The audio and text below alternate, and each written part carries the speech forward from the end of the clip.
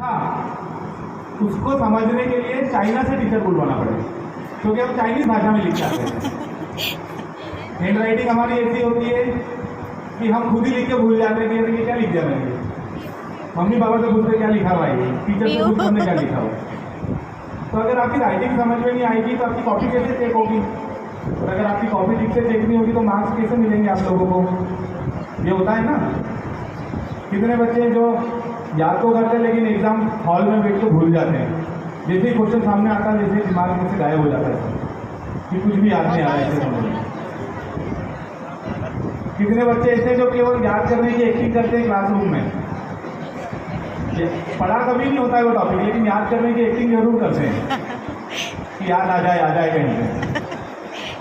अच्छा, आज का जो सेमिनार जो रखा गया है वो इस पर्पज से रखा गया है कि ये सारी समस्याएं जो हम लोगों के सामने हो रही है as a student, as a parents, क्योंकि माता पिता जो है वो पूरी कोशिश कर रहे हैं कि हम अच्छे से अच्छे स्कूल में पढ़ाएं, ज़्यादा से ज़्यादा फीस दें, अच्छे से अच्छे टीचर पढ़ाएं इनको, मतलब माता पिता अपनी तरफ से पूरी कोशिश कर रहे हैं। फिर भी बच्चा कभी ना कभी कहीं ना कहीं चीज़ों को कर नहीं पा रहा है, इंग्लिश रीडिंग नहीं कर पा रहा है, राइटिंग अच्छी नहीं है, राइटिंग याद नहीं कर पा रहा है, मार्क्स नहीं लेके आ पा रहा है।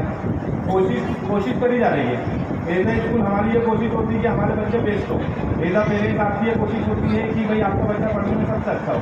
तो केवल एक साधारण सी बात की बात, पेरेंट्स अपने बच्चों को दूसरे बच्चों से कंपेयर न करें। बस अगर ये चीज़ समाप्त हो जाएगी तो हर बच्चा जो है अपने लेवल पर बेस्ट है। समस्या कंपेरिजन से आती है, आप खुद भी जानते समझते, शुरू से समझते आए कि पाँचों उंगलियाँ बराबर नहीं है, सबके अलग अलग कैलकुलेशन है, सबके अलग अलग चीज़ें। और साधारण सी बात है अगर कि हम बच्चे में कैपेसिटी किसी और चीज़ की है और हम उसको किसी और चीज़ के लिए लगे हुए हैं तो वो नहीं कर पाएगा वो। अच्छा, और दूसरी बात यह है कि हमने जो अभी जितने भी पेरेंट्स बैठे हमने जो पढ़ाई की है वो अब फिलहाल जो पढ़ाई आई है इनमें जमीन और आसमान का फर्क। जी सर। आप हो सकता है आप लोगों से काफ़ी ग्रेजुएट हो सकता है, आप लोगों से काफ़ी पीजी पोस्ट ग्रेजुएट होगी, अच्छे खासे पढ़े लिखे हैं आप लोग पेरेंट्स में भी, लेकिन अगर आप लोगों को 6th या 7th क्लास की एनसीईआरटी की इंग्लिश की बुक दे दी जाएगी तो बुरा मत मानिएगा, आप लोगों में सिर्फ 20% लोग भी उसको समझ नहीं, रिकॉर्ड नहीं कर पाएंगे। Yes sir. रिकॉर्ड करने का मतलब हम उसको समझ नहीं पाएंगे क्या ये है क्या चीज़, क्योंकि आपने और मैंने जो इंग्लिश पढ़ी है वो समाप्त हो गई। अब फ्रेजल इंग्लिश आ गई। फ्रेजल इंग्लिश का साधारण सा मतलब होता है कि बोला कुछ और जाता है और मतलब कुछ और निकलता है, जिसको फ्रेजल इंग्लिश बोलते। मुहावरे का मैं पेरेंट्स मेरे पास आते मैं एग्जाम्पल लेता भी हूँ इसके लिए कि अगर एक मुहावरा बोला गया है कि नाचना जाने आंगन टेढ़ा, तो अगर हमारा दिमाग नाचने पे या आंगन पे या टेढ़ा पे अटक जाएगा तो इस बात का मतलब हम कभी भी नहीं निकाल पाएंगे। आप भी जानते हैं इस बात को। नाचना जाने आंगन टेढ़ा पे साधारण मतलब होता है किसी कार्य को स्वयं ना आना लेकिन दूसरों की गलती निकालना। इसका साधारण सा मतलब ये होता है, आप हम जानते हैं ये बात, हिंदी मीडियम से जो पढ़े हुए हैं या जो पुरानी एजुकेशन जो जानते हैं नाचना जाने आंगन टेढ़ा का मतलब ये होगा, लेकिन इसका वर्ड टू वर्ड मतलब कोई भी नहीं निकाल सकता है। नई जनरेशन इसका वर्ड टू वर्ड मतलब नहीं निकाल सकता। तो इसी टाइप से जो फ्रेजल इंग्लिश आई है उसके लिए हम लोग नई जनरेशन है, हम लोग इसका मतलब वर्ड टू वर्ड नहीं निकाल पाएंगे। तो प्रैक्टिकली भी बच्चों को पढ़ने में बड़ी समस्याएं हो रही है। मैथमेटिक्स एनसीईआरटी ने मैथमेटिक्स को इस टाइप से डिज़ाइन कर दिया है कि अगर थ्रू आउट मैथमेटिक्स की बुक एनसीईआरटी के लगा दी जाए 1st क्लास से 5th क्लास में, तो आपको ऐसा लगेगा कि ये ईवीएस की बुक है, उसमें अंक है ही नहीं, फिजिक्स है ही नहीं उसमें उन लोगों ने सारे क्वेश्चन को कन्वर्ट कर दिया है थ्योरेटिकल पार्ट में।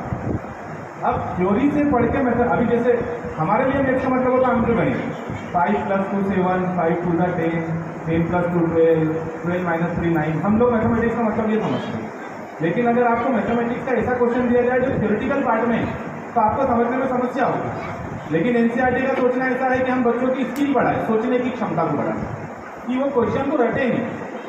अब जैसे अभी अपने बहुत सारे लोग आप लोग बैठे हैं, कितने लोगों को याद है कि 7th क्लास का सोशल साइंस का 6ठे नंबर का पेपर कौन सा था जब आप लोगों ने 7th पास कर लिया? पेरेंट्स में से किसी को याद है क्या? No sir. Social science chapter number social science में हिस्ट्री में चैप्टर नंबर 6 किसी को याद है क्या? No sir. मेरे हिसाब से शायद भी याद होगा किसी को। नहीं, जिनको याद नहीं है वो लोग हाथ ऊपर करें। जिनको याद, पेरेंट्स हैं जिनको याद नहीं है, जिनको याद नहीं है वो लोग हाथ ऊपर करें। चलो भाई, सबके पेरेंट्स हाथ ऊपर करके बच्चे पूछ सकते हैं। हमारे मम्मी पापा को भी कुछ नहीं आता है।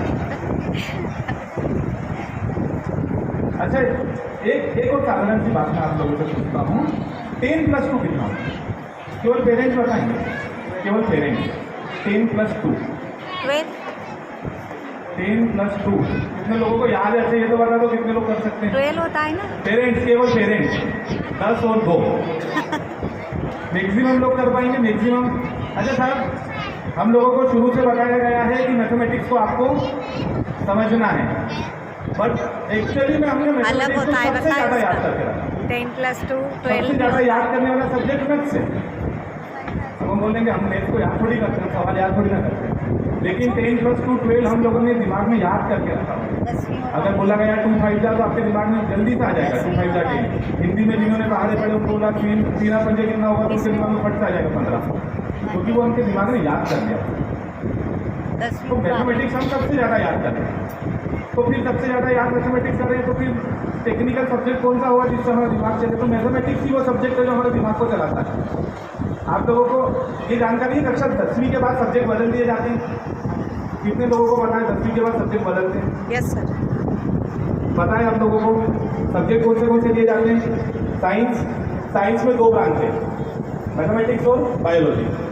फिर दूसरा लिया जाता है कॉमर्स में बात करूँ, उन लोगों ने ऑप्शन में आईपी, इकोनॉमिक्स, मैथमेटिक्स ये कर दिया, और तीसरा है आर्ट्स। तो जनरली लोग आजकल कॉमर्स और साइंस वाली फील्ड में चले जाते हैं।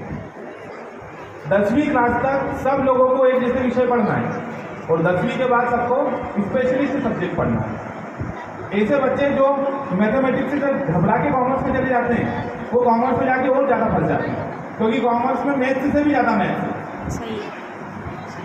मैथमेटिक्स से भी ज़्यादा मैथमेटिक्स कॉमर्स में आता है। उसमें plus minus into divide balance sheet tally करने में हालत बुरी हो जाती है। उनको लगता है कि हम मैथ्स से बच के आ गए, बस हमारा काम हो गया। तो आज कपिल सर और अभिषेक सर 2 लोग बाहर से हम लोग आए हैं, ये लोग इस बात से बता डालेंगे कि